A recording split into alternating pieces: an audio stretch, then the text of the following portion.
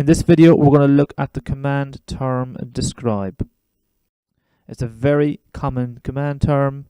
Marks can vary between 2 to 4, so depending on what the mark allocation is, might be an indication as to how much you need to write.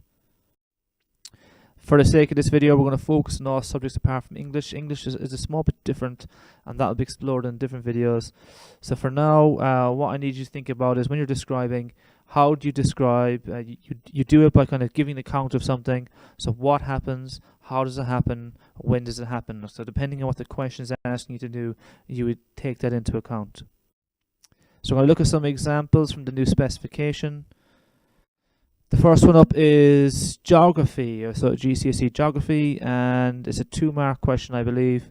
So describe the change in the amount of carbon dioxide in the atmosphere shown in figure 1. So it comes from the specimen paper 1. If you look at that, if you're looking for figure 1. So over time, so what can you see? So what's happening? So over time, you can see that there is a steady increase followed by a rapid rise in CO2 levels. For example, you can see that the CO2 concentration increased by almost 100 ppm in 150 years. Chemistry is another example here. This is a 3-mark question. Describe how carbon dioxide helps to maintain temperatures on Earth. So what do you see? How does it happen?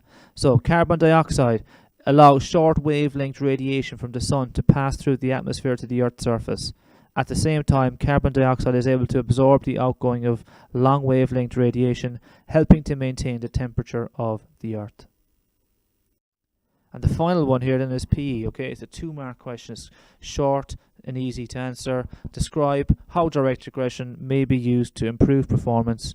So what happens? How does it happen? So one way in which you would use direct regression is when you tackle in rugby and you do it to stop the player running with the ball. Okay, so that's how you describe.